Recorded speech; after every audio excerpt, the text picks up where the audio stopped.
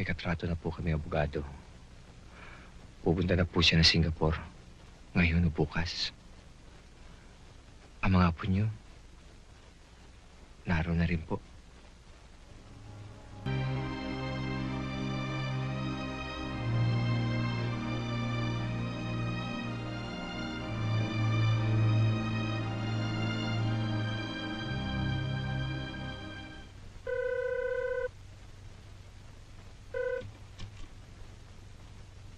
Yes, sir.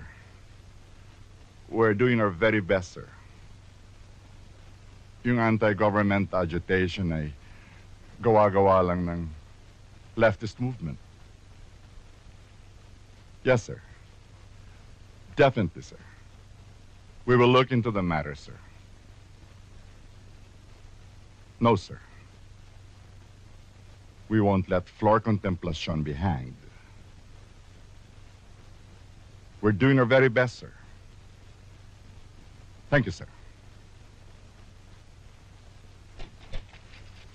Bakit hindi kayo nagbigay ng lawyer para kay Flor? Sasagutin mo ba ang gastos? Look, I'm not trying to put a price on human life. But if we hired a lawyer, the expenses could reach 2 million. There is no such amount for legal assistance in the embassy's budget. Besides, binigyan na siya ng Singapore court ng lawyer. So bakit ba tayo kukuha ng sarili nating lawyer? Wala ba tayong tiwala sa Singapore? And if we hired our own lawyer, and then something went wrong, edi kami pa ang nasisi. Ma'am, alam po ba ninyo kung paano pinapatupad ang hatol na kamatayan sa Singapore? Lubid.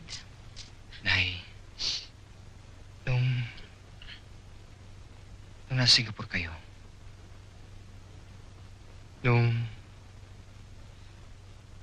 bago siya hulihin,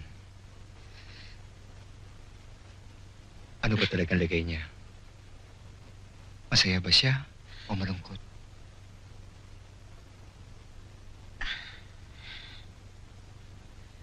Siguro kung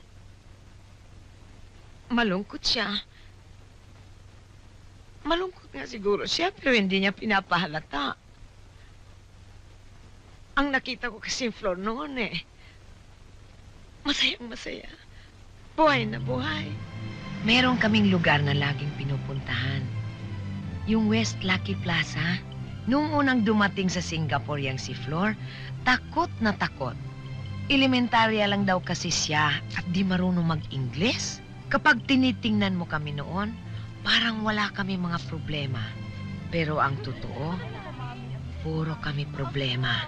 Karamihan sa amin, kinukulong ng mga amo. Nakakalabas lang kapag inihahatid sa eskwelahan ang mga bata. Merong iba sa amin, sinasaktan. Pero di na nagsasalita dahil kailangan ng trabaho. Saka, kanino ka naman tatakbo? Kaya maigpit ang amo ninyo sa inyo kasi hindi kayo marunong ng teknik kung paano ninyo mapapaamo ang amo ninyo sa inyo. O sige, ano? Paano?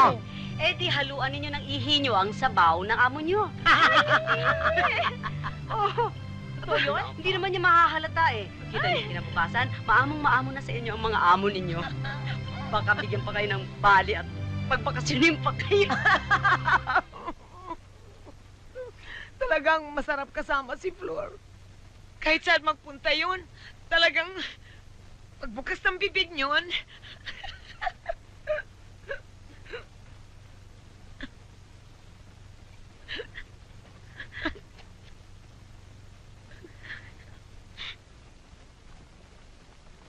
Nay. Magandang gabi ho. Nay, Ay, balait, tuloy. tuloy po kayo. Mano ho.